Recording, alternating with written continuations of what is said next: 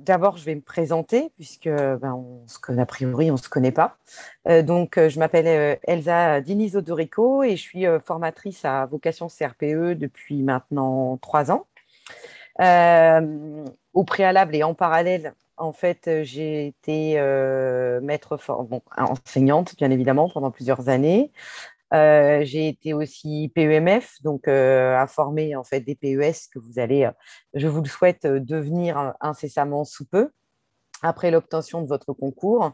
J'ai été aussi conseillère pédagogique et jury de concours pendant plusieurs années, et même j'ai élaboré aussi des sujets de concours. Je sais que cette année, le concours change, donc on va tous être logés un peu à la même enseigne à découvrir de nouveaux sujets. Mais c'est pour vous dire quand même qu'on a une bonne connaissance des attendus au niveau du concours. Bonsoir à tous et à toutes. Ce soir, en fait, je vais vous parler d'un sujet qui peut vous paraître un petit peu rébarbatif, on va dire ça comme ça, est l'étude de la langue. Alors, je vais être plus dans la partie français. Vous savez que vous avez donc les écrits avec les maths et le français, mais vous allez aussi avoir en fait un oral qui au concours est assez déterminant puisque dans l'admission, qui vaut COEF 3, alors que toutes les autres épreuves sont à COEF 1. Donc, il y a quand même, c'est une épreuve qui est extrêmement importante. Et dans ce concours, vous avez beaucoup d'épreuves qui font appel vraiment à des connaissances pratiques. Et théorique et didactique. Didactique, c'est en gros comment est-ce que je transmets le savoir en fait aux élèves, quelles sont les erreurs les plus fréquentes, comment est-ce que je peux y remédier, être capable de présenter une séance ou d'analyser des documents. Donc, ça demande quand même d'avoir une petite connaissance du terrain. On n'est pas obligé, je sais que des fois j'ai cette question-là, d'avoir fait des stages par contre, je pense que c'est important comment dire, c'est important d'avoir une représentation réelle du métier.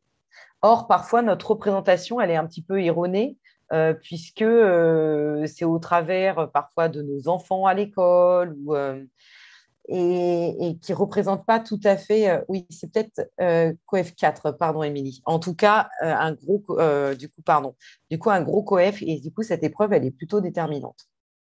Bien sûr, elle est en admission, mais elle vous permettra ensuite, suivant votre classement au concours, déjà de l'avoir et ensuite d'être plus ou moins bien classé. Et quand vous êtes bien classé, vous pouvez choisir, vous êtes en tout cas les premiers à être servis en fait au niveau de vos vœux.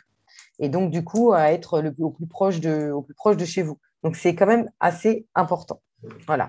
Et de toute manière aussi, quand on vous prépare en fait à ces épreuves-là, ça vous sert aussi pour les autres oraux qui font presque à chaque fois appel quand même à des connaissances didactiques de terrain sur les différentes phases d'une séance, d'une séquence.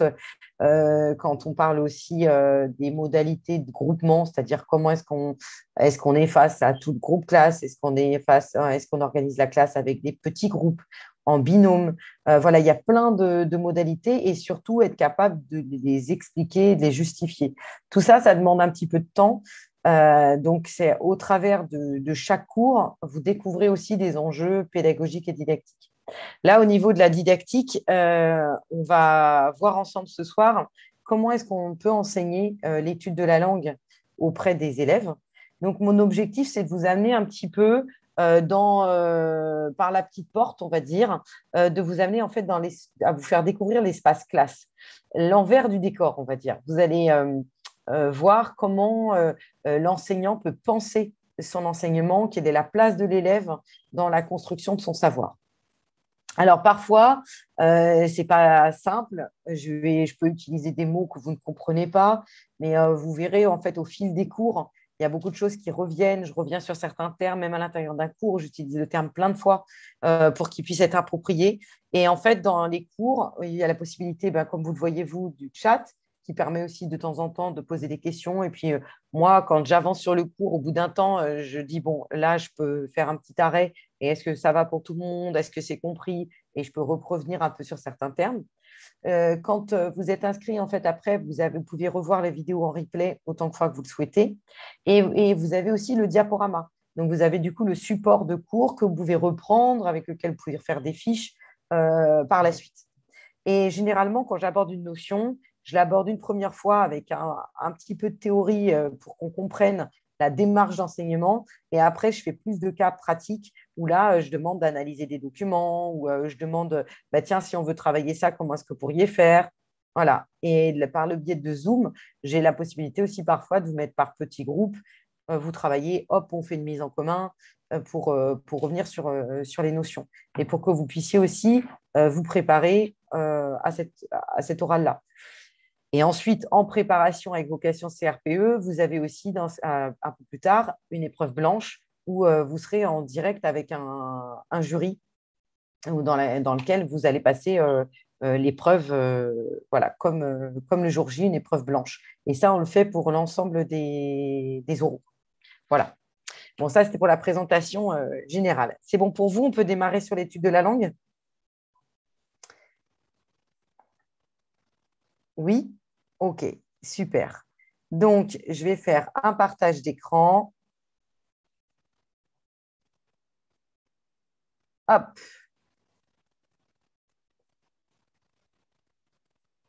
attendez 2 secondes. Alors, d'abord, première chose, est-ce que vous voyez tous bien mon diaporama? Est-ce que vous voyez bien, voilà, démarche d'apprentissage au cycle 2 et cycle 3? Parce qu'on parle même si on l'aborde un peu en cycle 1 en maternelle, on va réellement parler d'études de la langue en élémentaire à partir du cycle 2. Alors, super. OK, donc je démarre. Alors, 2 secondes. Donc là, on va voir en fait toutes les démarches qu'on peut avoir en fait en étude de la langue, les procédures qu'on peut mettre en place, notamment pour tout ce qui est reconnaissance de classe grammaticale auprès d'élèves. Quand on vous parle de manipulation de la langue, mais qu'est-ce que ça veut dire et qu'est-ce qu'on peut faire concrètement? Donc là, je vais vous donner vraiment beaucoup de pratico-pratiques sur comment aborder l'étude de la langue en classe. À chaque fois, je fais toujours un tout petit point sur les programmes aussi. Le cycle 1 sont les maternelles et il n'y a pas de questions bêtes. Je sais que vous êtes tous en train d'apprendre, donc pas de souci. À chaque fois dans mes cours, là, je vais passer relativement vite, mais je fais aussi un petit point sur les programmes pour vous indiquer l'orientation des programmes. Là, par exemple, que l'étude de la langue, elle est très liée à la lecture et à l'écriture, c'est-à-dire qu'on apprend tout ça dans l'objectif de mieux lire et dans l'objectif de mieux écrire. D'accord? Et après, on revient pour aussi vous approprier un tout petit peu les programmes. Donc là, peu importe, là, je vais passer relativement vite sur les programmes ce soir. En plus, parfois, il y a eu des modifications là en 2019, donc je ne vais pas forcément revenir là-dessus. Mais je voudrais surtout que vous compreniez les enjeux de l'enseignement et comment ils se composent. En fait, quand on constitue un emploi du temps, on sait qu'on doit consacrer, par exemple, 10 heures au français sur la semaine. Donc, alors quand on retire les récréations, on arrive à peu près à 9 heures et quelques. Et il y a plusieurs entrées.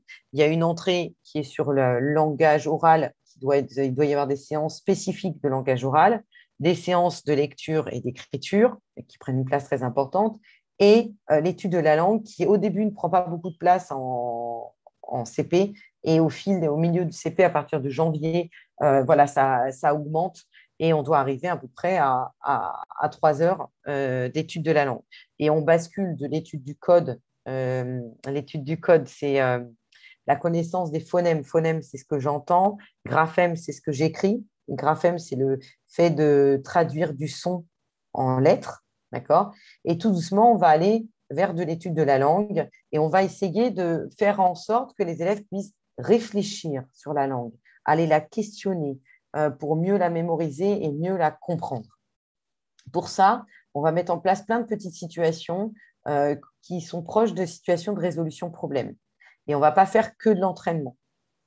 Alors, Pauline, ça, je ne sais pas pour l'envoi du diaporama. Il faudra que je vérifie auprès de Marion. Je vous redirai ça plus tard. D'accord? Et après, il faudrait que je revérifie aussi si je n'ai pas mis de photos compromettantes dans mon diaporama. Alors, là, je vais commencer par vous faire réfléchir un petit peu. Vous pouvez prendre un papier et un stylo, si vous en avez un pas loin de vous. Et je vais vous demander, avant de travailler au fait auprès d'élèves, ce qui est important aussi, c'est de savoir ce que vous aussi, vous avez déjà dans la tête d'ores et déjà et comment vous êtes capable d'expliquer. Donc là, par exemple, je vais vous demander de me dire comment est-ce que vous définiriez, par exemple, un nom, un adjectif, un déterminant, un pronom, et comment est-ce qu'on pourrait, si vous deviez vous expliquer à quelqu'un sur comment reconnaître un verbe, comment reconnaître un nom. Alors, on n'est pas là pour se juger et tout ça, d'accord? On doit être extrêmement bienveillant entre nous. Ce qui compte quand on enseigne, c'est ça, c'est de savoir qu'est-ce que j'ai dans la tête, qu'est-ce que j'ai moi appris, quelle est ma représentation adulte, et ensuite, comment est-ce que je vais pouvoir procéder en fait auprès d'élèves. Mais c'est important d'abord se questionner soi. Donc, sur un petit bout de papier, et puis après, vous allez pouvoir le mettre dans le chat.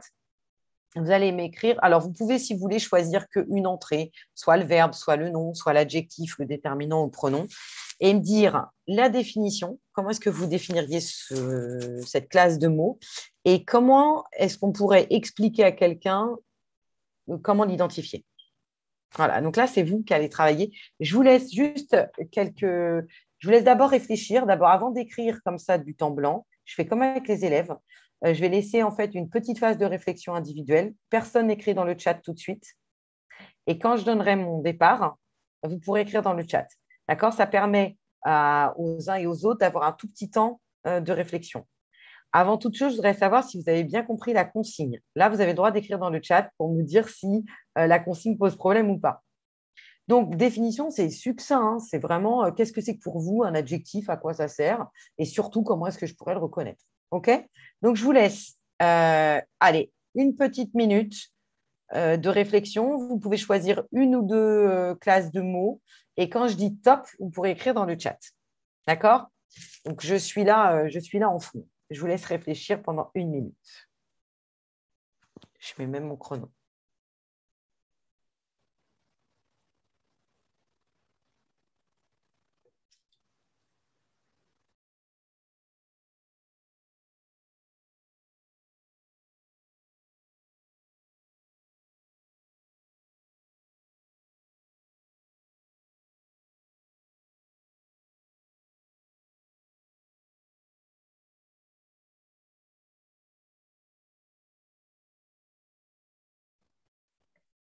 Moi aussi, pour traduire, ça me permet de faire avec vous ce qu'on appelle une évaluation diagnostique, savoir où vous en êtes, quels sont vos acquis et pouvoir adapter mon enseignement à vous.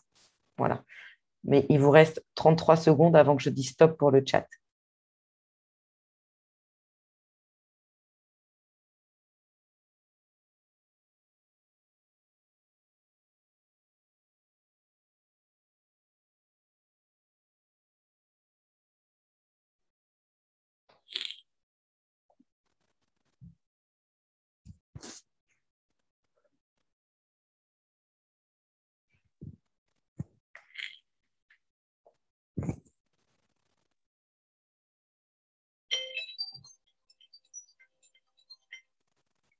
Alors, on y va. Vous allez pouvoir écrire dans le chat. C'est parti.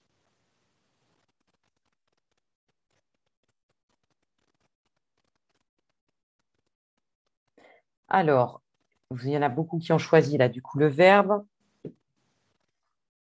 une action.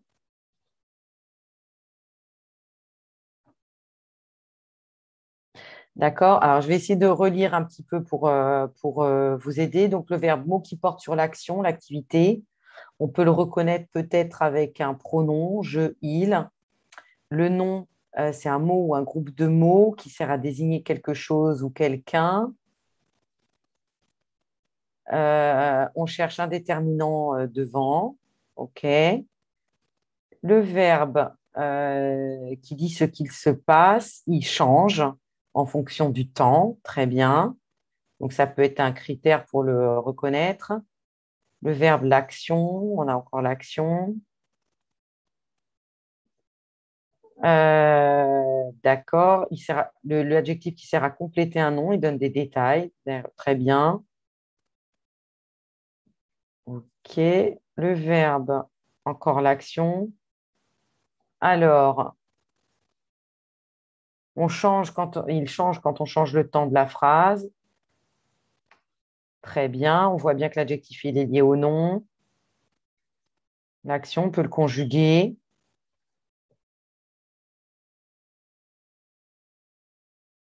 OK. Le pronom, à quoi il sert? Il permet d'éviter une répétition. Donc, il reprend quelqu'un.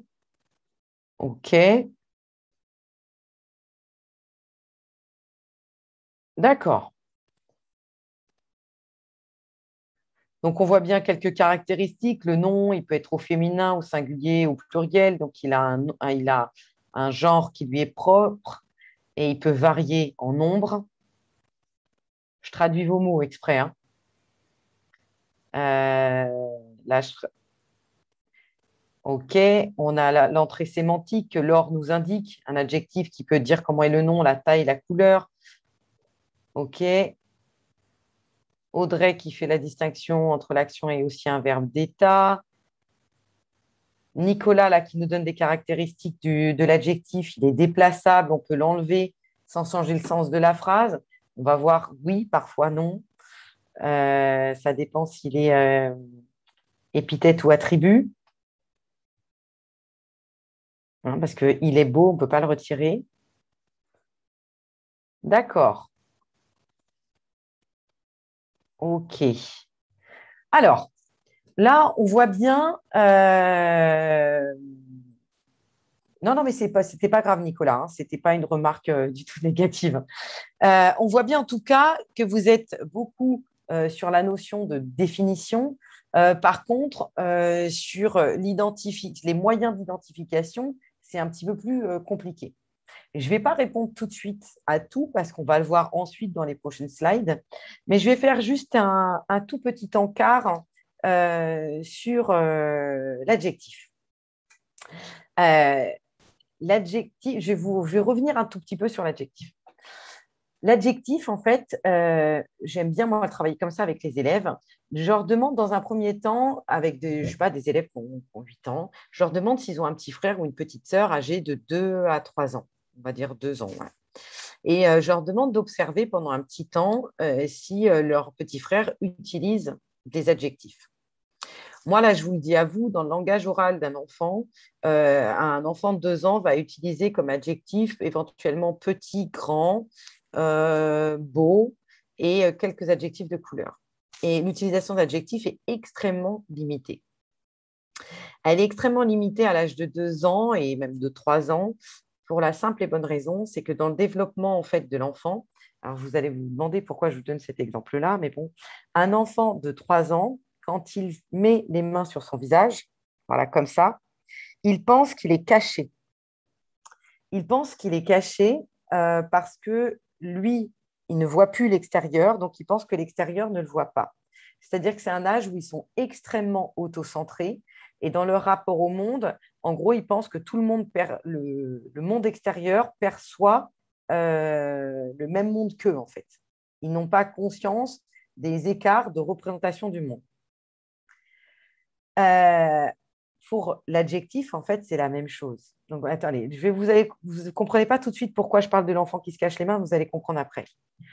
Là, maintenant, je vais avec des élèves qui ont 8 ans et dans leur production d'écrit, ils n'utilisent pas d'adjectifs. Spontanément, ils vont pareil utiliser petit, grand, quelques adjectifs de couleur.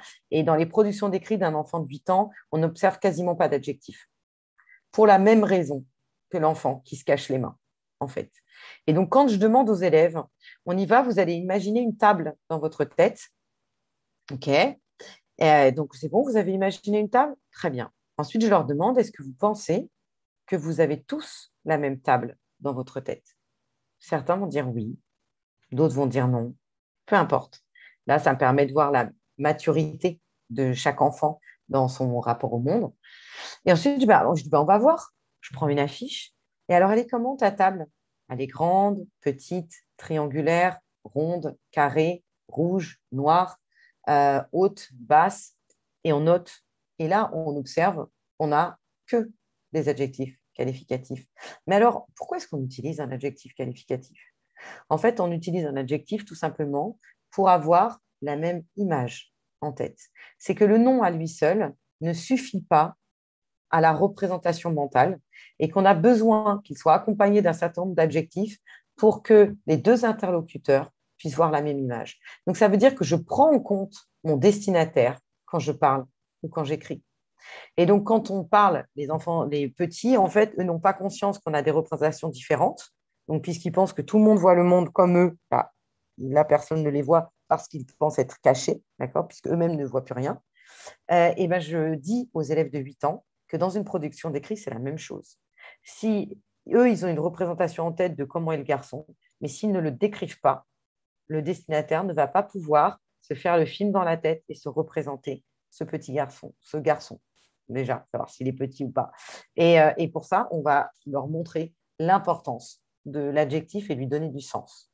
Est-ce que déjà vous percevez mieux comment est-ce qu'on peut aborder certaines classes de mots avec des élèves et comment est-ce qu'on peut y donner du sens, en faire un lien avec de la production d'écrit et leur montrer en fait les enjeux de la langue. Là, je rentre avec une entrée sémantique, donc par le sens, et après, je vais observer d'un point de vue grammatical le lien qu'un adjectif peut avoir avec le nom commun et le déterminant, puisque s'il est à l'intérieur d'un groupe nominal. Est-ce que ça va? Je ne vous perds pas là? Est-ce que vous comprenez un peu plus Ouais, vous voyez, c'est un peu imagé, mais pour les élèves, ça leur parle vraiment. Et puis, du coup, je vais avoir une affiche avec un corpus de mots, ce qu'on appelle un corpus de mots dans notre jargon. Et là, bien évidemment, ils vont sortir que des adjectifs. Maintenant, je vais vous montrer d'autres modalités de reconnaissance et d'identification. Et comment est-ce qu'on aborde tout ça? On va le faire avec plusieurs entrées. Euh, le sémantique, c'est tout ce qui a trait au sens. Parce qu'en fait, dans l'adjectif, je pourrais l'aborder d'un point de vue grammatical, dire que c'est un mot qui varie en genre et en nombre suivant le nom qu'il qualifie. D'accord? Mais là, je veux add, c'est avec, c'est ajouter. Add, ajouter, c'est ajouter du sens au nom. D'accord? Donc, sémantique, c'est au niveau du sens. En grammaire, on a toujours deux entrées. On a l'entrée sémantique, qui est le sens, et l'entrée grammaticale. C'est le lien que peuvent avoir les mots entre eux et du coup les conséquences en termes de marquage. Marquage, c'est je mets un S, je mets un T, je mets un E. Tout ça, ce sont des marquages et ce sont du coup une entrée grammaticale. Pragmatique, on n'en parle pas tellement dans le cadre de la grammaire. C'est pragmatique, c'est que c'est un raisonnement plutôt, on va dire, logique. Donc, une entrée sémantique et une entrée grammaticale. Retenez surtout ça, Audrey, le côté. Alors, la syntaxe et l'entrée grammaticale. À l'intérieur de l'entrée grammaticale, vous aurez forcément des notions de syntaxe. La syntaxe, c'est le lien aussi, comment dire, comment expliquer la syntaxe? C'est la composition, c'est le lien aussi entre les mots, mais en termes de composition. C'est un peu comme de la musique, c'est qu'est-ce qui va bien sonner ou pas. C'est-à-dire qu'en fait, on n'a pas le droit de placer les mots comme on le souhaite. Donc, c'est plutôt la construction de la phrase, c'est exactement ça. D'accord? Donc, dans la syntaxe, c'est assez large. C'est comment je vais placer les mots les uns avec les autres, comment je vais articuler une phrase, comment je vais mettre de la ponctuation. Voilà. Et il y a plein de choses dans l'étude de la langue. C'est bon? Donc, je continue un petit peu sur mes classes de mots. En tout cas, ce qui est important à retenir, c'est pour travailler l'étude de la langue, qui comprend à la fois la grammaire, l'orthographe et le lexique. Je reviendrai un peu sur ces termes-là, mais là, par exemple, je fais un cours spécifique, par exemple, sur le lexique. Je décompose quand je fais mes cours aussi à l'année. Là, c'est un peu… En tout cas, l'étude de la langue, il faut que l'élève il soit acteur et qu'il puisse observer un maximum par lui-même le fonctionnement de la langue. Ce n'est pas juste lui dire, bah là, on y va, on va mettre un S. C'est un moment, c'est qu'il puisse observer d'abord, tiens, pourquoi là, il y a un S? Quand est-ce qu'on le met? Alors, juste rapidement, Pauline, la syntaxe, ça va être très proche de tout ce qui est production d'écrit. et on ne va pas tellement l'aborder dans le cadre grammatical et surtout en élémentaire. On va travailler la syntaxe dans la production d'écrit avec les élèves. Nous, la grammaire, c'est à l'intérieur d'une phrase, les différents constituants d'une phrase et surtout le lien que les mots vont avoir entre eux et les conséquences en termes de marquage. J'essaye de faire un peu plus simple, basique. D'accord? Dans la syntaxe, c'est eux qui vont élaborer de la syntaxe écrite et de la syntaxe orale. C'est comment est-ce qu'ils vont organiser ces mots pour que la phrase soit cohérente et ait du sens. Voilà. Dans l'ensemble des apprentissages, c'est important que les élèves soient acteurs de leurs apprentissages. On a envie de former des citoyens qui pensent, qui construisent leur savoir et qui se questionnent. Pour ça, on va procéder beaucoup par le biais de tri, donc vous allez le voir après, de classement, des activités de manipulation de la langue et beaucoup de langage oral, oui, lexique et vocabulaire, vous pouvez l'associer. Beaucoup de langage oral, il va falloir que les élèves verbalisent beaucoup pour pouvoir bien comprendre ces entrées grammaticales. On va essayer aussi l'enseignement de la grammaire entre le moment où vous étiez à l'école et aujourd'hui, ce qui a un peu évolué, c'est qu'en fait, avant, on rentrait beaucoup par toutes les irrégularités de la langue. Donc, il fallait apprendre par cœur tout ce qui était irrégulier. Avec les programmes 2015, on a essayé de plus rentrer par la régularité pour voir plus tard ce qui était irrégulier. Mais d'abord, que les élèves puissent s'appuyer sur leurs connaissances. Je vous donne un exemple. Par exemple, vous avez des enfants, de jeunes enfants qui vont faire une faute au niveau langagier, qui vont dire, par exemple, un enfant de 3 ans va dire « assoyez-vous ». D'accord ? On le reprend parce que ça nous écorche l'oreille, mais en fait, on devrait féliciter cet enfant-là parce qu'en fait, à l'âge de 3 ans, il a déjà compris une régularité, c'est qu'avec le « vous », on a EZ à la fin. Et donc, il va s'appuyer sur ses connaissances de la langue orale qu'il a acquises sur les 2-3 premières années de sa vie et pour construire une régularité. Et il va apprendre peu à peu les irrégularités, mais là, il a quand même compris indirectement, cet enfant-là, comment on conjuguait. Et donc, on veille en cycle 2, surtout en début de cycle 2, à rentrer beaucoup par la régularité pour aller tout doucement vers l'irrégularité qui, là, demande de la mémorisation. D'abord, on veut qu'il réfléchisse, qu'ils comprennent les régularités et ensuite, on ira mémoriser uniquement les irrégularités. Alors, j'ai trouvé ceci sur... pardon. Hop. Donc, on va essayer de voir ensemble les manipulations. Parce que si je vous demande quelles sont les manipulations que vous connaissez, qu'est-ce qu'on peut faire comme manipulation avec des élèves? Est-ce que vous savez quand on dit manipuler la langue? Parce qu'on pense à manipuler en maths, en sciences. Est-ce que ce que je vous dis manipuler en langue, est-ce que ça vous dit quelque chose ou pas? Retrouver le sujet, oui. Des déplacements, des suppressions de mots, très bien Delphine. Faire de la substitution, on va dire, quand on fait A avec accent ou A sans accent. Des étiquettes de mots à classer, oui. Placer des mots correctement dans la phrase, ça peut être le cas, oui. Alors, on va essayer de voir quand même les grandes manipulations qu'on peut avoir. Vous allez, dans les manipulations, vous allez avoir, je vais du coup vous le traduire, parce que par exemple, passer du singulier au pluriel, voilà. Vous allez avoir substituer.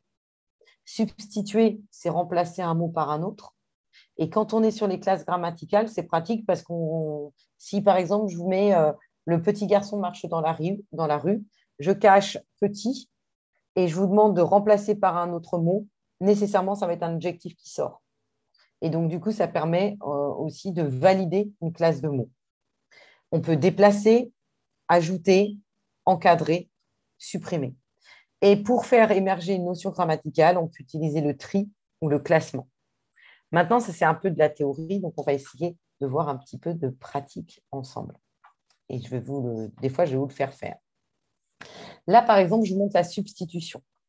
On a les lapins dansaient dans la forêt, des lapins, 3 lapins, 60 lapins, 1 lapin. D'accord? On va voir justement, on va pouvoir observer qu'on en ait 3 ou 60 ou des, on a un nom qui est au pluriel. Ça, on va voir, enfin, pour les élèves, ça, par exemple, c'est assez compliqué. En fait, ils ont du mal à comprendre que singulier, c'est 0 ou 1, et que le pluriel, c'est 2 ou 10 ou 50 ou 120 ou 2 ou à l'infini. Et ça, c'est très compliqué pour eux. En tout cas, pour identifier les déterminants, c'est je vais pouvoir les remplacer les uns par les autres. Donc, par exemple, les lapins, je peux le remplacer par un lapin, des lapins, trois lapins. Tout ça, ce sont des déterminants. Si je peux le remplacer par un autre déterminant, c'est euh, ben, l'analogie, c'est ça. C'est justement comment dire, de remplacer en fait par un. euh, L'analogie, c'est quand on va lier des choses entre elles. Donc, je ne sais pas pourquoi c'est moi qui ai utilisé le terme d'analogie. Je ne me souviens plus. Donc, du coup, là, ils vont substituer. La substitution est un moyen d'identification, par exemple, du déterminant. Donc, en fait, il suffit que j'ai trois déterminants dans ma tête. Et à chaque fois, quand je vais tomber sur un, et ben, du coup, je vais pouvoir le remplacer par un autre et je vois que c'est équivalent. D'accord? C'est ça l'analogie, en fait. C'est que tout simplement, ils sont similaires. Et du coup, ils vont être forcément de la même classe grammaticale. Donc, je vais utiliser la substitution pour valider le fait que ce soit un déterminant ou pas. Je sais que un, une, les D, ce sont des déterminants. Donc, j'essaye de remplacer. Si ça marche, c'est que ce sont bien des déterminants. C'est par exemple, quand on va le voir plus tard, quand on a un pronom, on peut avoir les en pronom. Ben, si je ne peux pas le remplacer par un, une, les D, ben, c'est que ce n'est pas un déterminant. D'accord? euh, Donc après, on va pouvoir indiquer aussi à quoi il sert et où est-ce qu'il est situé. Il est souvent situé devant le nom commun. Il m'indique s'il y a du pluriel ou pas. Enfin, en tout cas, il va m'alerter sur savoir si c'est du pluriel ou pas. Il peut m'alerter aussi au niveau du genre, même si le genre il est intrinsèque au nom. D'accord? Mais le déterminant sert d'alerte. D'accord? Là, par exemple, on a une situation problème. La tortue sauta sur l'escargot et l'écrasa.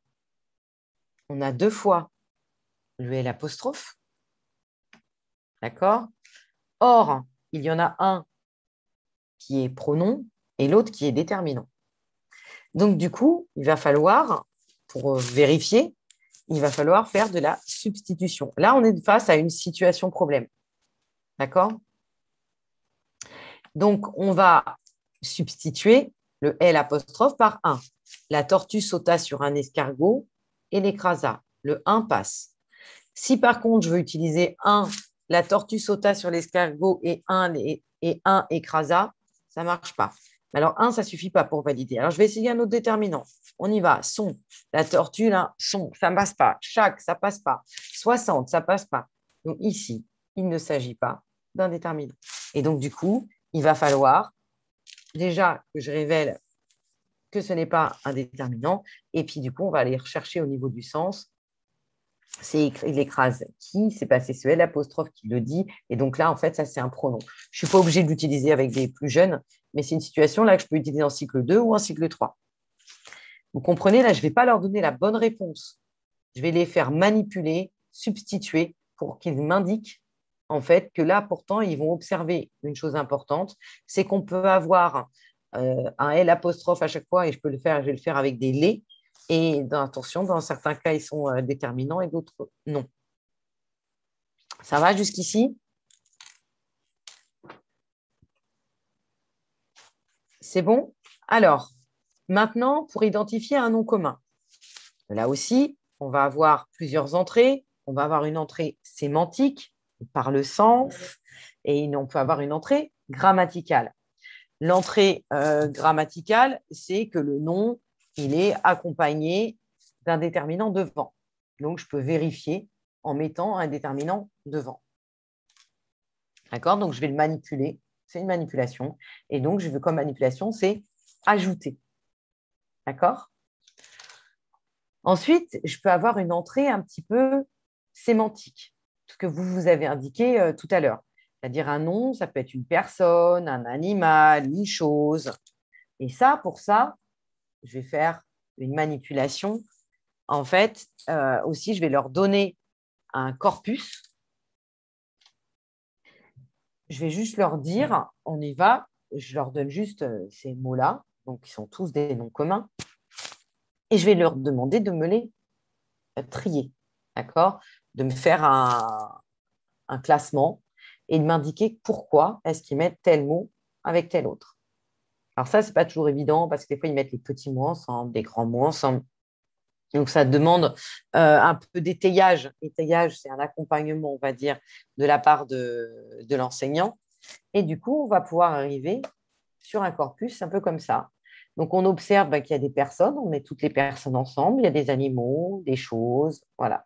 Donc là, c'est une entrée sémantique qui nous indique quelles informations les noms peuvent donner dans la phrase. On peut observer plus tard aussi des transformations de noms en adjectifs. Courage, courageux, courageuse, colère, colérique, coléreux, voilà. On peut aussi construire le lien sémantique avec, on collecte des mots et on peut créer des référents qui leur serviront ensuite en production d'écrit. D'accord? Donc, on a voilà, tous les animaux et dès qu'on les rencontre, hop, on fait une fiche outil. Et ensuite, dans le cadre de la production d'écrit, on va reprendre justement tout ce qu'on a vu en étude de la langue et ils vont devoir choisir, par exemple, deux noms communs animaux, voilà, et ils vont devoir réaliser une phrase. On essaie de les réinvestir. Maintenant, je reviens toujours sur les manipulations. Autre manipulation, c'est par rapport à la reconnaissance du verbe. Alors, la reconnaissance du verbe, on peut utiliser l'encadrement. Donc, le verbe, alors moi, je disais qu'on allait prisonnier le verbe. Et donc, du coup, on met la phrase à la forme négative. Je ne veux pas. Et le veut, il est prisonnier entre le ne et le pas. Donc là, ça permet de reconnaître le verbe. Mais attention, ça ne marche pas toujours. Puisque quand vous avez des participes passés, ça va pas marcher. D'accord? Donc, et en tout cas, l'encadrement ne suffit pas pour identifier le verbe. Le verbe, c'est très difficile de le définir. J'avais une fois une de mes élèves qui s'est énervée en classe, en CM1, autour du verbe. Elle me dit oui, vraiment, il m'énerve ce verbe, parce qu'au final, c'est le mot qui est le plus compliqué. On doit tout penser autour de lui. On doit savoir qu'il commande, tout de suite il y a des accords, il y a le temps, il y a les... et en fait, c'est le seul mot qui n'a pas de fonction. Et c'est vrai que je n'avais pas fait le lien. Un nom commun, il va être sujet, il peut être... enfin, et effectivement, le verbe n'a pas de fonction à proprement parler à l'intérieur de la phrase. Et elle me disait qu'en plus, il était difficile à reconnaître. Et autre petite remarque, j'avais des élèves qui appelaient le verbe le transformers. Alors, je lui dis, je n'ai pas compris pourquoi le verbe était un transformers. Alors, je ne sais pas ce que c'est que des transformers. Ce sont des espèces de robots, par exemple des voitures qui se transforment en robots ou robots qui se transforment en voitures. Donc, je demande à l'élève, mais je ne comprends pas pourquoi le verbe est un transformers. Vas-y, explique-moi.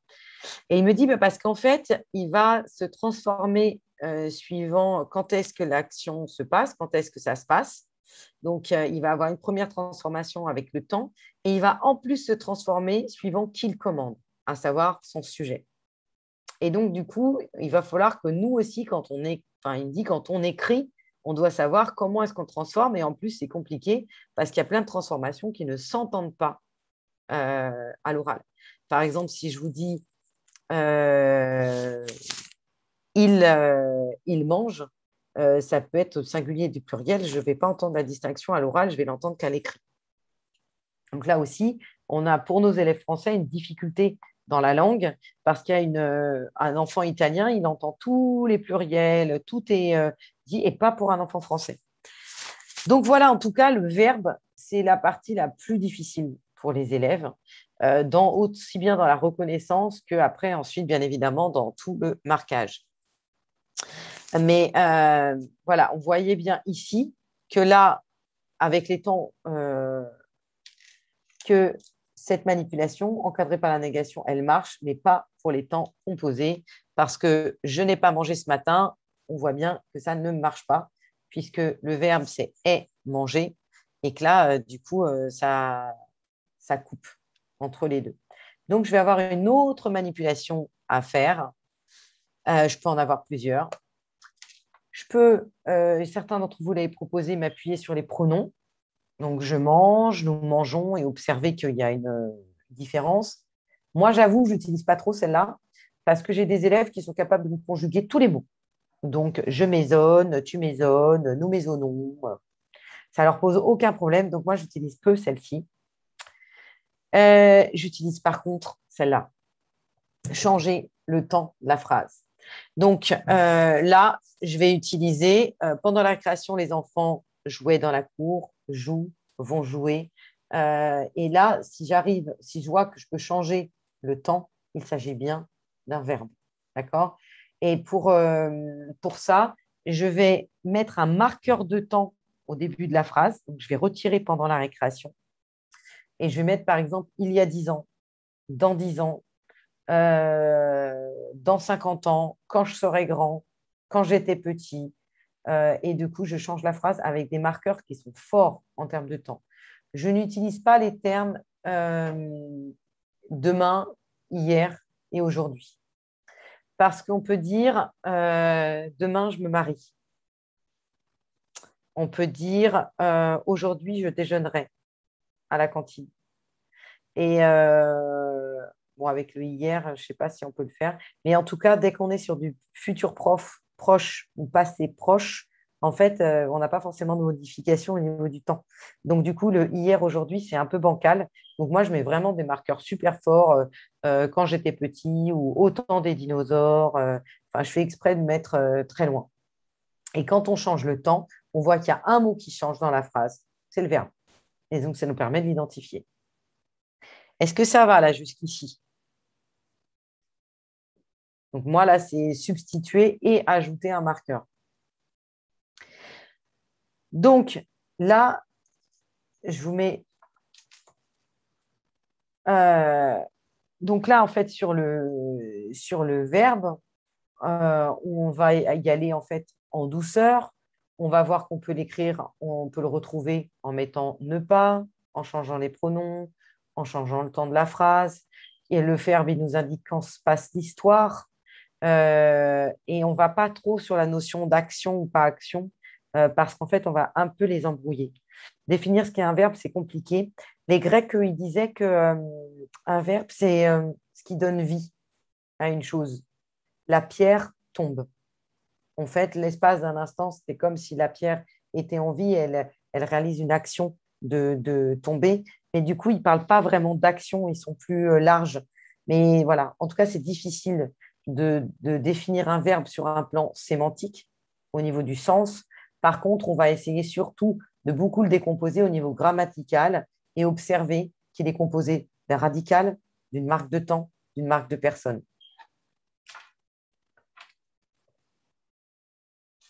Alors, là, regardez par exemple, je suis face à une petite situation problème.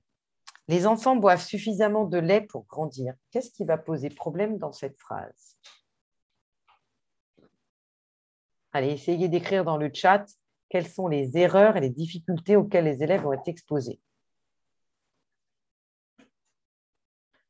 Il y a un infinitif. Quoi d'autre? Il n'y a pas de marqueur de temps. L'adverbe, pourquoi il me pose problème, l'adverbe? Parce qu'il y a un ENT. Et le ENT, il est associé souvent au verbe en marquage de pluriel. D'ailleurs, nous, on leur apprend que le marquage du pluriel, ce n'est pas ENT, c'est NT. D'accord? Ensuite,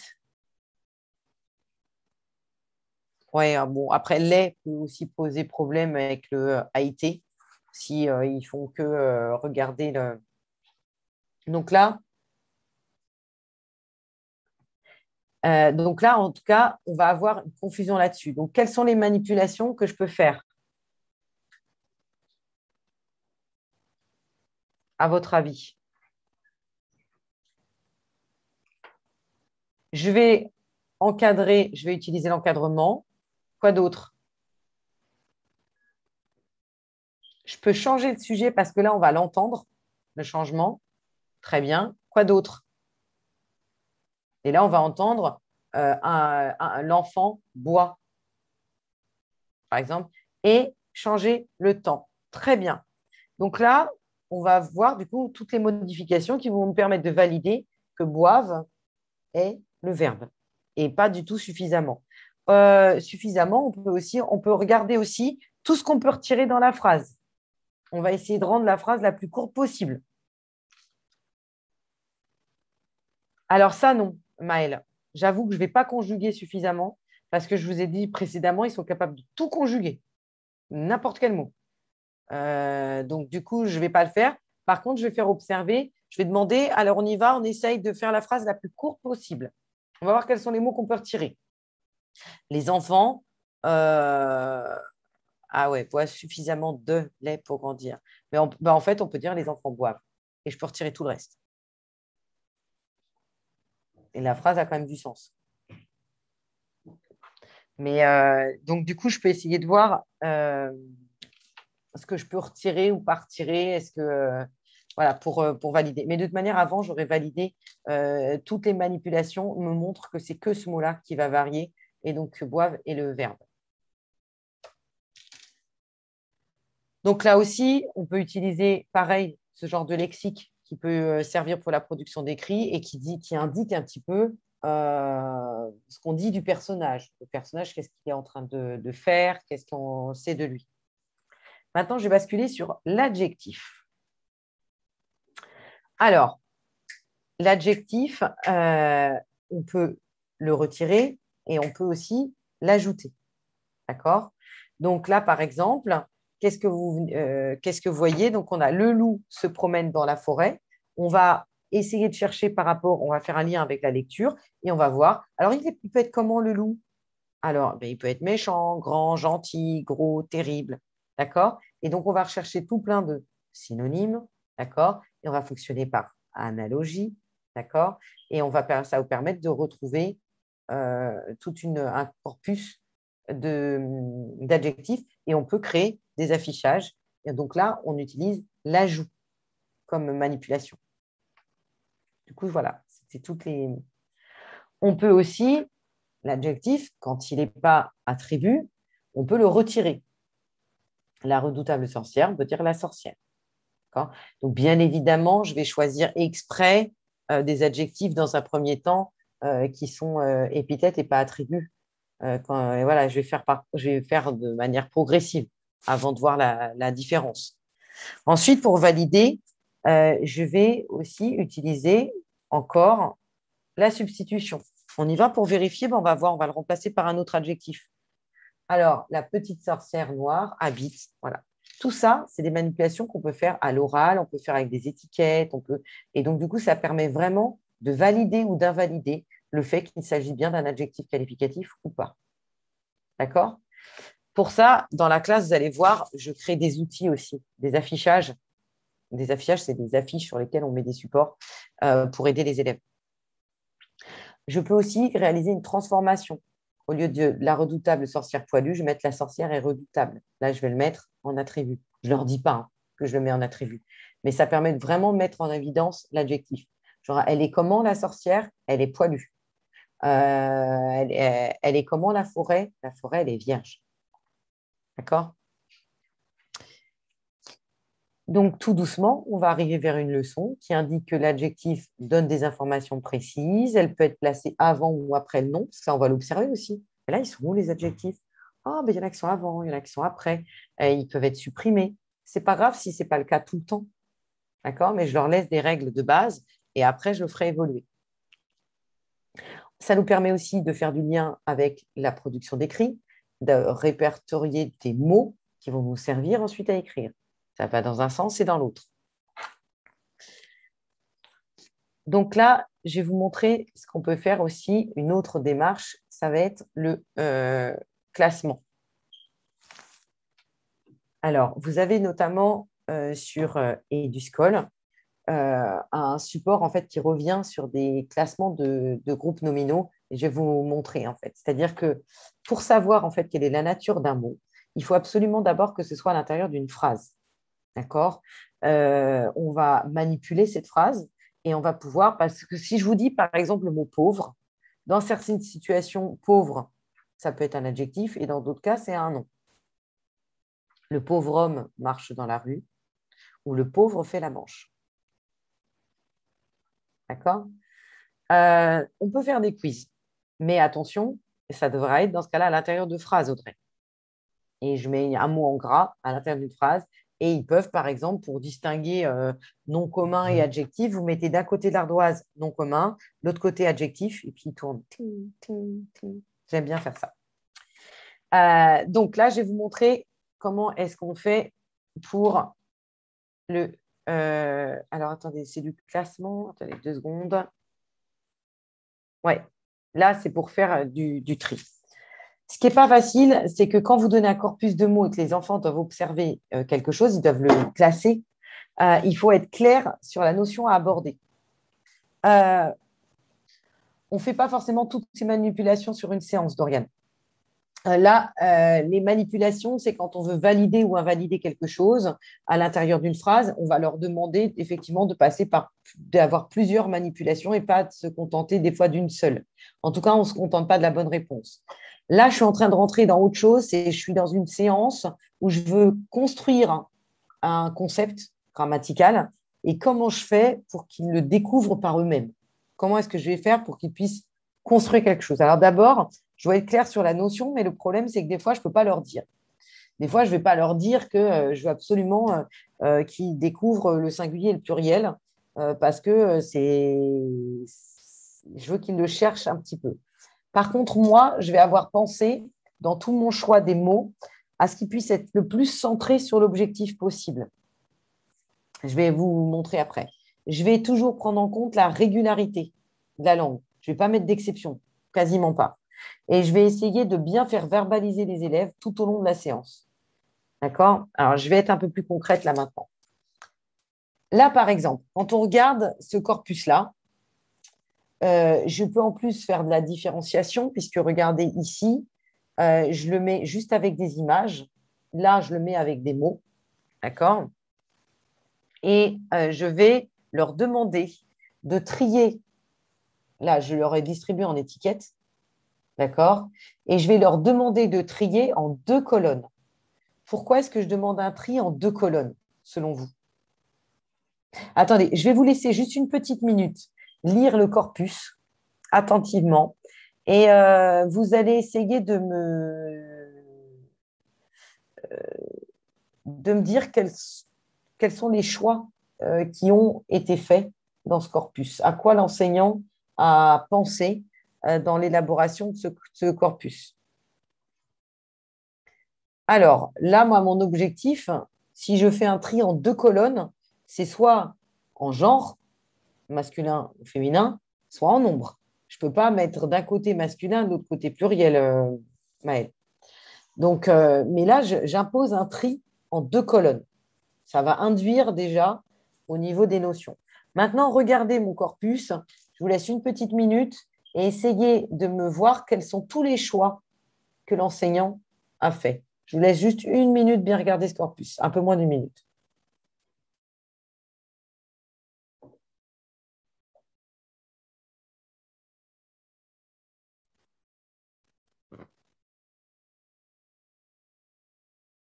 Parce qu'à un moment, c'est à l'intérieur de singulier pluriel, qu'est-ce que j'ai envie qu'il découvre?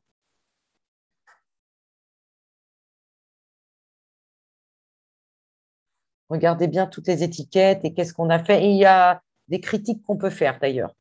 Il y a des trucs qui ne devraient pas forcément être là.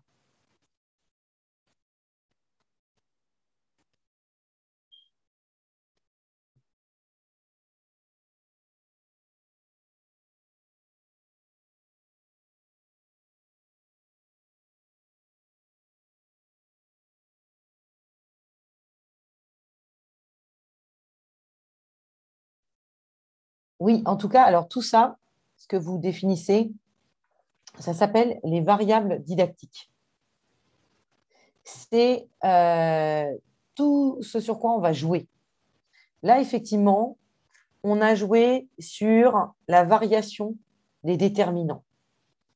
On a mis 1, 4, plusieurs, des, 8. Est-ce que vous savez pourquoi est-ce qu'on a varié les déterminants?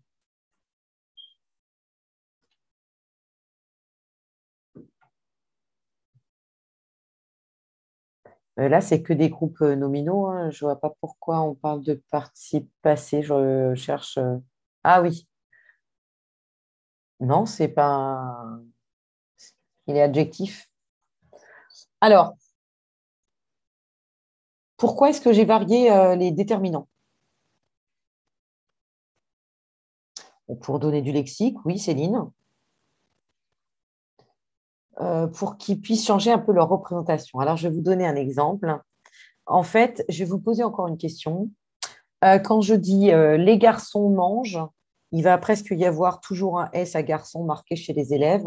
Alors, quand je vais mettre 4 garçons mangent, j'ai presque pas de marquage. Pourquoi, à votre avis?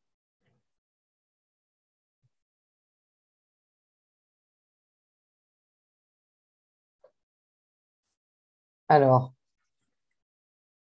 effectivement, parce qu'ils ont une représentation erronée, c'est que à 4, il n'y a pas de S, d'accord? Alors qu'à les, eux, ils pensent qu'un déterminant pluriel porte un S à chaque fois. Or, avec 4, il n'y en a pas. Et du coup, ce n'est pas toujours identifié comme du pluriel. Après, en plus, il y a une entrée sémantique. Des fois, ils disent que 4, c'est pas beaucoup. Donc, ils pensent que ce n'est pas forcément du pluriel.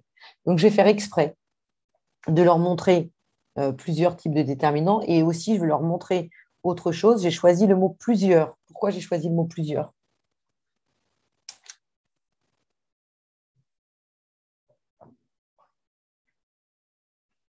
Oui, mais il y a déjà un S, mais ça, je peux l'avoir avec des ou les. Pourquoi plusieurs?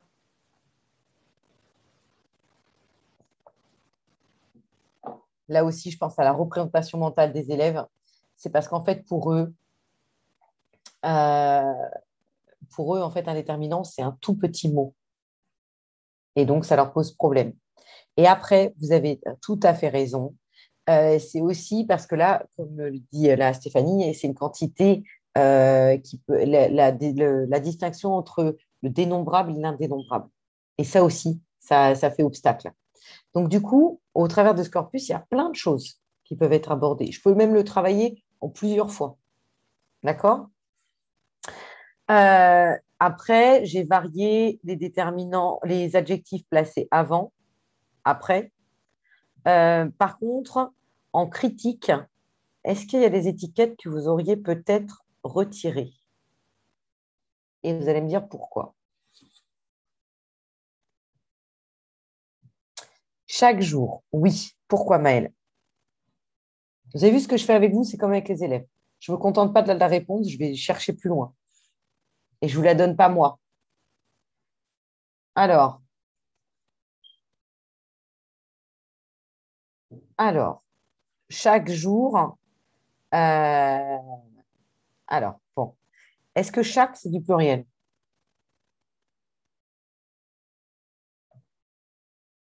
Vous avez vu, même pour nous adultes, hein, ça nous fait réfléchir, hein. Chaque n'est pas du pluriel. Par contre, si on rentre par une entrée sémantique, dans les élèves, effectivement, chaque va poser problème parce que quand on dit chaque maison, ils vont forcément voir plusieurs maisons dans leur tête et donc, du coup, ils peuvent l'associer à du pluriel. Maintenant, d'un point de vue sémantique aussi, chaque jour, pourquoi est-ce que j'aurais pu ne pas le mettre? Parce qu'à la rigueur, chaque, ça aurait pu être intéressant de le mettre, mais il y a quelque chose qui pose problème. Qu'est-ce qu'on remarque quel est le lien entre toutes ces étiquettes? Un grand cahier, ces 4 stylos rouges, plusieurs petits cahiers, des manuels scolaires, un livre fermé, une belle table, un stylo. Qu'est-ce qu'on observe? Ouais, il y a un champ sémantique qui est choisi. D'accord? Le champ sémantique, c'est le champ sémantique du domaine scolaire. D'accord? Ça permet aux élèves, dans leur tri, de ne pas partir dans tous les sens. D'accord? Et là, chaque jour, ne correspond pas tout à fait au champ sémantique. Et pareil, il y a une autre étiquette que j'aurais dû retirer, c'est 12 chapeaux verts, qui n'a pas tellement lieu d'être là parce qu'elle n'est pas trop dans le champ lexical. Enfin, ouais, si, dans le champ sémantique. Donc, là, je vais essayer à chaque fois d'avoir, on va dire, une même thématique. Et à l'intérieur de cette thématique, je vais leur demander de trier en 2 colonnes et à chaque fois de justifier leur choix et de voir tout ce qu'ils observent. D'accord? Et là, on va voir la différence entre singulier et pluriel. Et on va élaborer une règle, c'est que singulier, c'est 0 ou 1 et tout le reste, c'est du pluriel. D'accord? Maintenant, je vais vous montrer d'autres petites situations problèmes. Ça, c'est une séance de recherche et qui peut être fait en plusieurs fois. Non, ce corpus-là, on peut le travailler en cycle 2, plutôt. C'est plutôt du cycle 2. Après, ça dépend des élèves. Là, je vous montre des petites situations problèmes où pour aborder l'étude de la langue, pour nous, ce qui est top, c'est de s'appuyer justement sur les erreurs des élèves et de leur montrer, par exemple, différentes graphies. Ben, on y va. Il y en a certains qui ont écrit la classe mange, la classe mange, la classe mange. Alors d'abord, on observe qu'on entend à chaque fois la même chose. Et donc, on va essayer de dire qui a raison et pourquoi. Alors, à votre avis, pourquoi est-ce qu'on va avoir plusieurs élèves qui vont écrire la classe mange avec un S ou avec un T?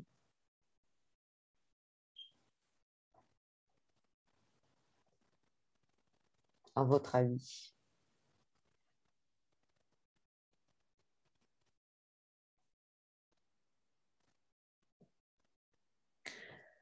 Parce qu'effectivement, ils vont avoir une entrée sémantique et dans une classe, il y a plusieurs élèves, donc ils vont voir plusieurs enfants dans leur tête qui mangent. Et donc, du coup, ils ne vont pas s'appuyer sur la grammaire, ils vont s'appuyer sur le sens. Et donc, du coup, exactement même problématique, Nicolas, qu'avec un groupe. Et donc, du coup, ils vont l'identifier comme un pluriel. C'est ça qui est compliqué. Donc là, je vais devoir passer par l'entrée grammaticale et pas par l'entrée sémantique. Donc, il va falloir que je leur montre que la classe est au singulier. D'accord? Et pour ça, je peux changer le temps de la phrase aussi. Dans 3 ans, la classe mangera. Et je vais entendre que c'est du singulier. D'accord? 4 garçons, ils vont avoir tendance à mettre un S parce qu'ils veulent mettre un S à tous les déterminants pluriels. Voilà. Et donc là, en fait, on va s'appuyer sur des erreurs des élèves. Ça, c'est aussi une autre manière de travailler l'étude de la langue pour faire réfléchir les élèves sur les problématiques d'accord. Un groupe d'élèves mange, ça c'est compliqué aussi. Alors d'ailleurs, il y a des grammairiens qui disent on peut dire un groupe d'élèves mange au singulier et un groupe d'élèves mange aussi au pluriel, parce que tout dépend si on choisit que le sujet est un groupe ou d'élèves. Moi, je persiste à penser qu'on peut le mettre qu'au singulier parce que c'est un groupe et ensuite d'élèves, il complète, en fait, il est complément du nom groupe. Donc, et bon, pour vous dire que des fois, on n'est pas tous d'accord en plus. Alors, donc les activités qu'on peut faire, on peut là faire du tri de mots. Donc, on donne une phrase. Attendez, je crois que je la mets après. Donc là, je vous montre des exemples de tri de mots. En fait, on va donner à chaque fois une phrase. Hop, hop, hop, je vais revenir après. Là, par exemple, on a une phrase. Lucie et Yacine déposent leurs courses. Hein, et on va demander aux élèves de replacer les étiquettes dans une des catégories. Moi, au début, je ne mets pas forcément déterminant, non commun. J'aurais plutôt tendance à partir des fois avec des affiches de couleurs sur lesquelles il n'y a rien écrit. Et on va voir quels sont les mots qu'on peut mettre ensemble. Et tout doucement, on va avoir, là vous avez vu, ça commence à être un peu trié, ceux qui vont être au pluriel, ceux qui sont au singulier. Après, on peut mettre ensemble les possessifs, les voilà. Euh, hop, je vais vous montrer. Et là, tout doucement, on va avoir tout un corpus de mots qu'on peut ensuite retrier. Et tout doucement, on va élaborer la règle. Un mot, un adjectif qualificatif, c'est un mot qui qualifie un nom. Il indique comment il est. On peut, donc, c'est-à-dire taille, couleur, forme, âge, beauté, caractéristiques physiques. Et ça, on va le compléter au fil des leçons. On va faire plusieurs fois des petites phrases comme ça. Celle-là, elle est longue, hein, on ne démarre pas comme ça. On donne des phrases, d'accord? Parce que je vous rappelle que pour trouver la classe grammaticale, c'est à l'intérieur d'une phrase.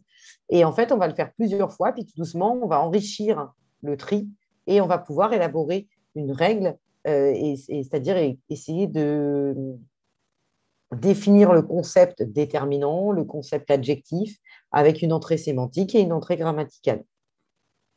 D'accord? Ça, là, je suis en CM1, là, pour un truc comme ça, hein. Tranquille. Je peux même être en CM2. Et après, vous avez vu, toutes les étiquettes, elles vont être placées dans les différentes catégories.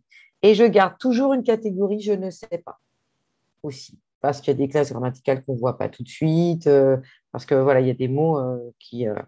Donc, je ne vais pas forcément tout faire tri.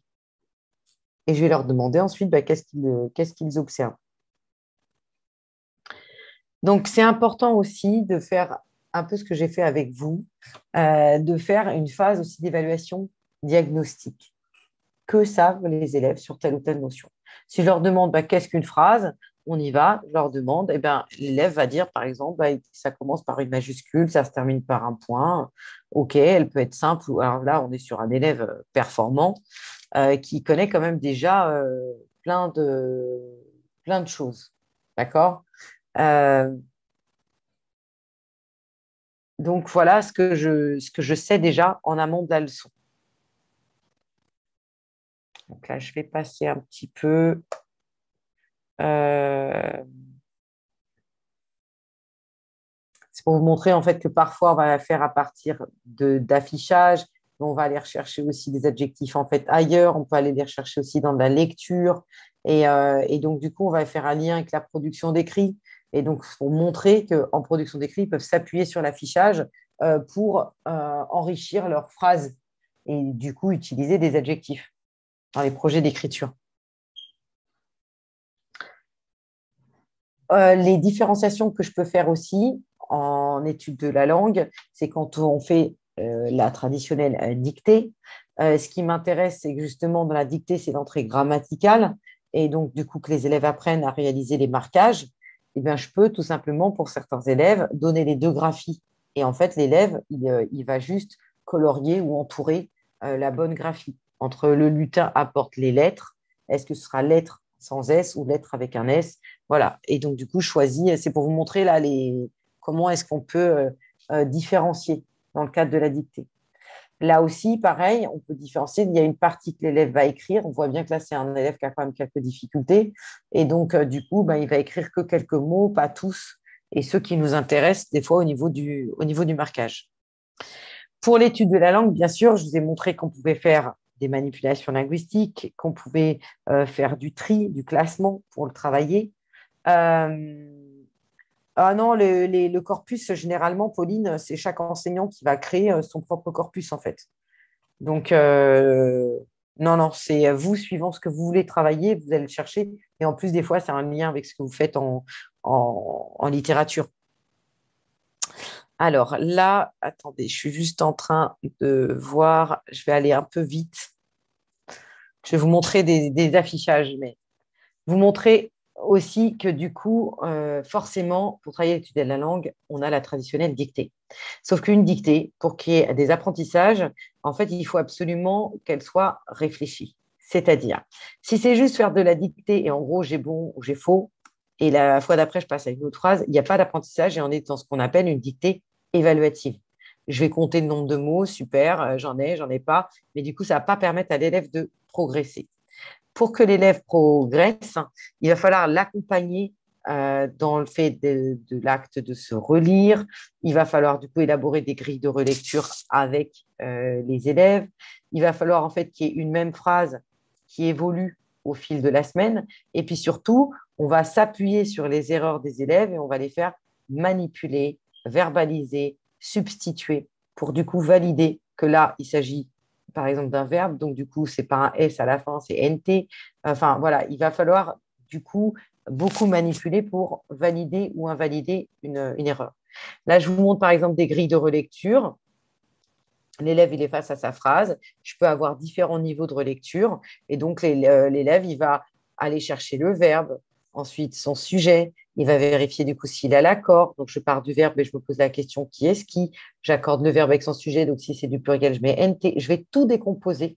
Je vais faire un guidage méthodologique pour que les élèves puissent apprendre à se relire, à se questionner, en fait, et à mieux écrire et à mieux gérer l'orthographe grammaticale.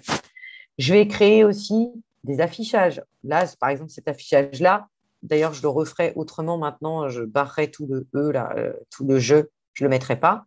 Mais tout ça, j'ai eu un corpus, on a observé à chaque fois, je leur donnais tout plein de verbes avec des nous, Théo et moi, Antoine et moi, mes parents et moi, voilà. Et on a observé qu'à chaque fois, quels que soient les temps, je mettais les verbes à tous les temps, mais on avait à la fin ONS. Donc, je vais aller vers de la régularité, qu'avec vous, ou Axel et toi, on a toujours EZ. NT au pluriel, tout le temps. Et puis, je remarque qu'avec il ou elle, j'ai un moyen technique, c'est que les terminaisons, c'est D-A-T-E, donc ça donne date, et ça simplifie. J'aurai jamais de X avec il ou elle.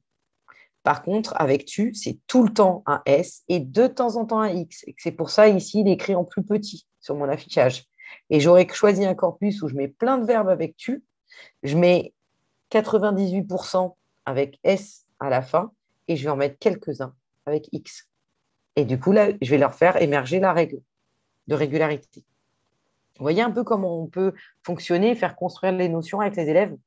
Et ensuite, cet affichage-là, je vais le laisser dans la classe. Et dès qu'ils doivent se relire et vérifier la terminaison du verbe sur les marquages de personnes, ils vont aller voir l'affichage, ils vont se référer pour se relire et se corriger. Ça va ou pas? Là, je suis en cycle 3, mais ça peut être aussi en CE2. Et en CE1, je peux avoir déjà le tu, le nous et le vous, éventuellement, pas les autres. Je peux avoir il y a des personnes que je ne mettrai pas, mais je peux déjà avoir le tu, le vous, et même je peux avoir le NT aussi. Ça, on adapte. Par contre, je ne mettrai pas ni le je, ni le elle, ni le il en CE1. Mais en CE2, c'est déjà possible. Là aussi, je vais les faire rechercher sur les pronoms. C'est bien de faire de la conjugaison et de mettre un il ou s, elle avec un s, mais si on ne sait pas par quoi je peux le remplacer, c'est compliqué. Donc là aussi, on a fait des recherches et je leur ai donné plein de groupes nominaux et lesquels peuvent être remplacés par il ou elle avec un s. Et donc, qu'est-ce qu'on observe? Eh bien, on observe que ça peut être du pluriel, les garçons, facile. Ça peut être de noms propres. Ça peut être de noms communs singuliers. Là, c'est compliqué. Un rectangle et un carré, ou le cheval et l'oiseau. Et là, c'est compliqué en général. Et on n'aura presque pas de marquage derrière, d'ailleurs. Et les élèves et le maître, ou le maître et les élèves. Vous allez voir, suivant la place que vous mettez, le verbe, si vous mettez le maître et les élèves, mange, vous aurez un NT à mange. Si vous mettez les élèves et le maître mange, vous aurez presque tout le temps un E. Ce sont des erreurs types que même nous, adultes, on fait. Mais nous, du coup, on se joue sur toutes ces variables-là. Ça vous parle ou pas? Après, je peux créer des affichages avec eux de relecture et parfois, je fais exprès de les avoir comment dire, en étiquette et je mélange tout pour se relire. Or, à un moment, si je veux faire bien ma chaîne d'accords, je vais d'abord aller chercher le verbe, ensuite son sujet et après, je vais vérifier l'accord. Là, je fais exprès de tout mélanger et je leur demande quand vous devez vous relire et vous questionner sur la langue, maintenant, ça va être à vous de me trouver les étiquettes et de me les remettre dans l'ordre. Et donc, ils me les disent et hop, je les remets et je remonte l'affichage. C'est monté. Et hop, j'ai juste à du coup remettre les différents points de vigilance. On va dire ça comme ça. Là aussi, voilà, c'est pour montrer des types d'affichage qu'on peut avoir là en production d'écrit, mais du coup qui reviennent prendre des notions qu'on a vues en étude de la langue. Là, par exemple, on y va, je vous donne une phrase et je vais vous laisser une petite minute pour me trouver les difficultés que vont rencontrer les élèves s'ils doivent rédiger cette phrase. Et du coup, quelles sont les manipulations qu'on peut faire sur cette phrase? Je vous laisse réfléchir une petite minute.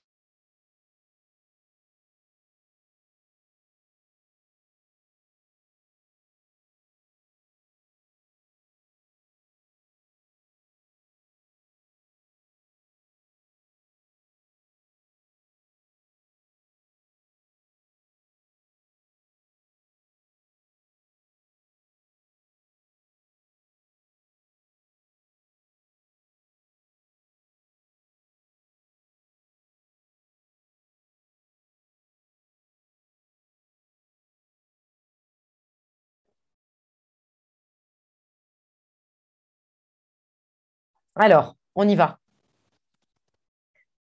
Qu'est-ce qui va leur poser problème? Il y en a plein là. Qu'est-ce qui va poser problème aux élèves? Alors, le 7, effectivement, 7 va poser problème. On peut le confondre avec le chiffre. On peut l'écrire CET ou CE2TE. Donc, ça va poser problème. Le 4 va poser problème parce qu'il n'y a pas de S à la fin. La longueur du groupe nominal, la femme et son grand-fils adoré, escalade. Ça ne va pas être mis comme un pluriel. Femme, l'orthographe lexicale de femme va poser problème avec le E. Adoré, on peut le confondre avec le verbe. Bravo Delphine.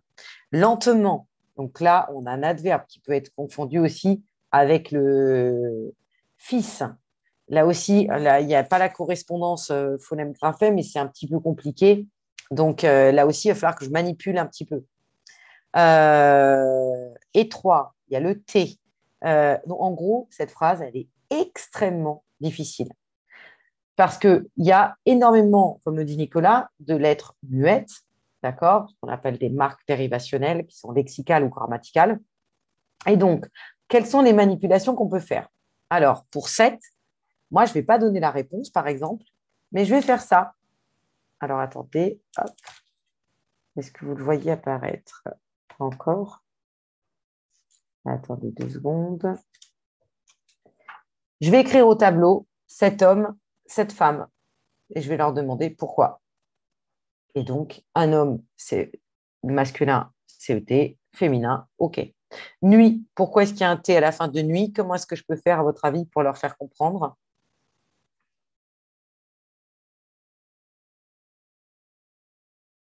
Je vais manipuler par le lexique. Les mots de la même famille, une nuitée, bravo Lydia, bravo Delphine. Femme, comment est-ce que je vais faire aussi pour expliquer ce E?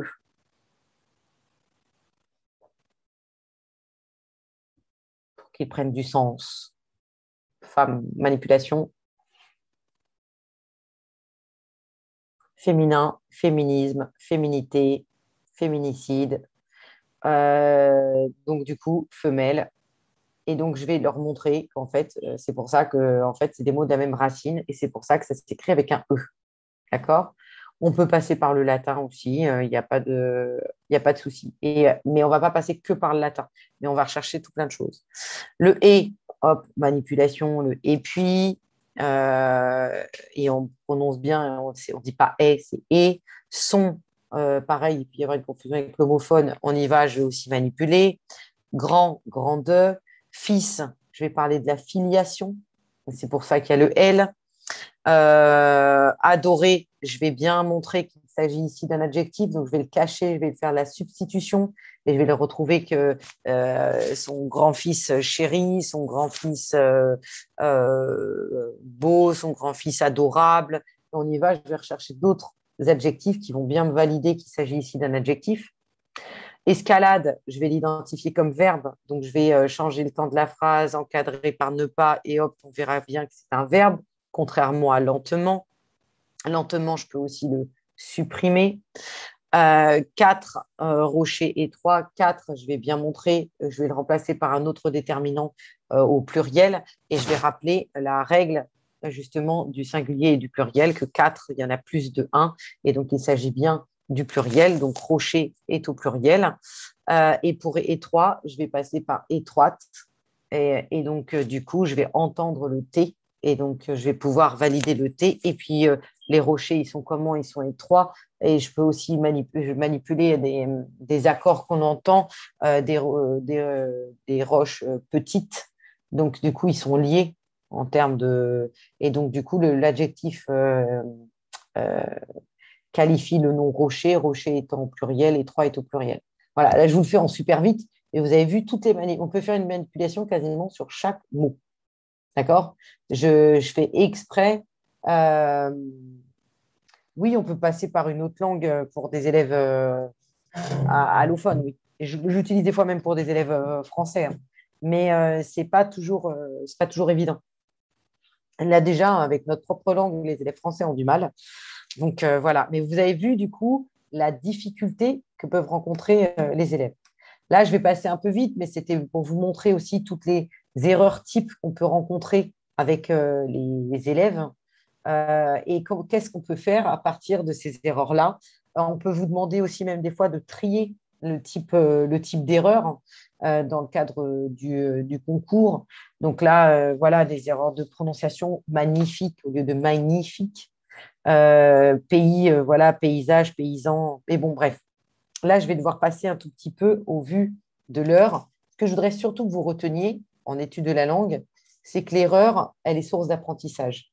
Il faut absolument que l'élève apprenne à repérer son erreur et ensuite arrive à verbaliser. Je vous donne juste des petits exemples que j'ai rencontrés en classe. Par exemple, un élève, la phrase, c'était « Elle décore la table avec 12 petites étoiles ». Et là, il y a un gros débat entre les élèves sur est-ce que je mets un S à 12 ou pas. Et en fait, donc il y avait certains qui disaient oui, d'autres non. Puis il y avait une petite qui aime pas le conflit du tout et qui lève la main et qui dit en fait, tout le monde a un petit peu raison. Mais en fait, 12 en mathématiques, ça s'écrit sans S et en français, ça s'écrit avec un S. Donc pour elle, il y avait deux langues. Il y avait la langue des maths, la langue du français, et donc et du coup, ça ne s'écrivait pas pareil. Mais alors, c'était très fort, en tout cas, le fait qu'il faille mettre un S à 12 parce que c'était du pluriel. Euh, et puis pareil, là aussi à chose, est-ce qu'on peut mettre un S ou pas? Parce que beaucoup de choses, il n'y avait pas ni les ni des devant, donc du coup, est-ce que je mets un S ou pas? Donc c'est intéressant de les laisser un petit peu verbaliser. Je donne un autre exemple, qui est un exemple que j'ai eu d'ailleurs avec mon fils, pour montrer que si on ne repère pas l'erreur et si on ne manipule pas avec eux, l'erreur, elle va rester. Lui, il m'indiquait le chien et l'homme se regardent. Okay, et il me met ce regard au singulier. Donc au début, en tant que maman, j'ai failli lui dire hé, Rémi, il est où le NT là? Qu'est-ce que tu as oublié? Ou qu'est-ce que tu as oublié? Donc direct, je mets l'élève en faute. Non. Là, je lui ai demandé pourquoi tu as fait un choix. L'homme et le chien se regardent. Pourquoi est-ce que tu as mis ce regard avec un E?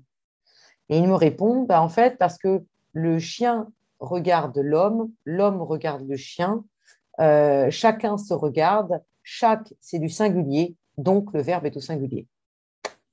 Il y avait un véritable raisonnement en fait derrière son non-marquage. Si moi, je ne me repère pas, si je ne fais pas verbaliser l'élève, cette erreur-là, elle va rester. Et dès qu'il sera en fait sur des verbes pronominaux, j'aurai tout le temps la même erreur. Donc, c'est hyper important de repérer les erreurs des élèves et de manipuler derrière. Là, comme manipulation, bah, il fallait que je lui montre que le chien et l'homme, ils sont coordonnés. Mais bon, si je mets juste un pronom, ça ne marche pas. Donc, moi, j'ai transformé en fait au futur. L'homme et le chien se regarderont. On entend du pluriel. Et après, je vais pouvoir expliquer pourquoi c'est du pluriel. C'est parce que j'ai la conjonction de coordination et qui m'indique que c'est le lion et la girafe mangent. Et ben, j'ai bien deux personnes qui mangent, et le lion et la girafe, et qui sont complètement groupés comme sujet. Voilà. Là aussi, c'était pour vous montrer que, par exemple, si l'erreur, elle n'est pas observée, elle va être faite à nouveau. Là, c'était par exemple, mais là, je vois l'heure qui défile, c'était des petits hommes rieurs, et elle met rieur ici, là, avec NT. Et en fait, je demande à l'élève. Et elle me dit, mais parce que moi, en fait, je vois dans ma tête plusieurs hommes qui rient. Et donc, du coup, c'est une action. Donc, elle a mis ENT. c'est pas bête au niveau sémantique. Mais du coup, il va falloir que je fasse tout plein de manipulations grammaticales pour lui montrer que rigueur est un adjectif et que du coup, c'est pas NT, mais ce sera S. Est-ce que vous voyez un peu le... Parce qu'il y a un véritable raisonnement, en fait, de la part des élèves. Alors là, je suis un peu court en temps, donc je vais devoir clore pour ce soir. Mais je voulais juste vous montrer l'importance de toutes ces manipulations pour valider ou invalider une classe de mots. Que la classe de mots, elle va induire sur un marquage, si c'est un S, si c'est NT. L'importance de faire verbaliser les élèves, de les faire réfléchir, de les faire manipuler, trier, de s'appuyer sur les élèves, sur les erreurs des élèves aussi, et de les faire raisonner autour de la langue pour qu'ils puissent apprendre de leurs erreurs pour devenir un peu plus autonomes dans leur apprentissage. Là, après, j'avais prévu d'autres choses, mais j'ai prévu trop de trucs là pour vous ce soir. Alors, attendez. Toc, toc, toc. Je regarde juste. Ouais, là, du coup, je vais m'arrêter là parce qu'après, j'allais sur la grammaire du verbe. Et donc, le temps est, voilà, ça y a chose à faire en deux fois. J'espère en tout cas que vous percevez un peu mieux comment est-ce qu'on peut aborder l'étude de la langue avec les élèves. On peut donc constituer des corpus de mots pour que les élèves puissent observer, trier. On part beaucoup des régularités de la langue avant d'aller vers l'irrégularité, l'importance du statut de l'erreur et l'importance en fait que les élèves manipulent, verbalisent pour ensuite élaborer un concept, construire une leçon avec eux, d'accord? Créer des affichages de référence qui permettent en fait de revenir sur une notion et que du coup les élèves puissent s'y référer par la suite. Je ne sais pas s'il y a d'autres cours gratuits, Audrey, ça, il faut voir ça avec vocation CRPE. Moi, je fonctionne aux commandes. J'espère en tout cas que ça vous a intéressé. J'espère que du coup, vous percevez comment est-ce qu'on vous amène un petit peu dans la classe en vous montrant des exemples, des supports, à chaque fois, même si je vais dire des gros mots un peu théoriques, didactiques, j'essaye à chaque fois d'illustrer d'exemples et que vous puissiez avoir une représentation des élèves. Je vous utilise aussi comme élève pour que vous puissiez comprendre et vivre les situations. Donc, j'espère que, voilà, que ça vous aura apporté des choses. Euh, j'espère avec grand plaisir vous retrouver dans nos rangs de cours. Voilà, j'aurai plaisir de quoi vous retrouver. Moi, je donne les cours le jeudi soir et je suis accompagnée aussi d'autres collègues qui font comme moi en maths, en français. Voilà. Et puis voilà, je vous souhaite en tout cas de vous inscrire au concours et découvrir ce métier qui est super intéressant, métier d'enseignant, que ce soit une préparation avec nous ou avec d'autres. Mais en tout cas, nous, on aura grand plaisir à vous accueillir dans le cadre de nos cours. Merci à tous et à toutes pour votre attention. Et puis, bah, j'espère à très bientôt. Voilà. Merci pour vos retours. Bonne soirée à tous et à toutes.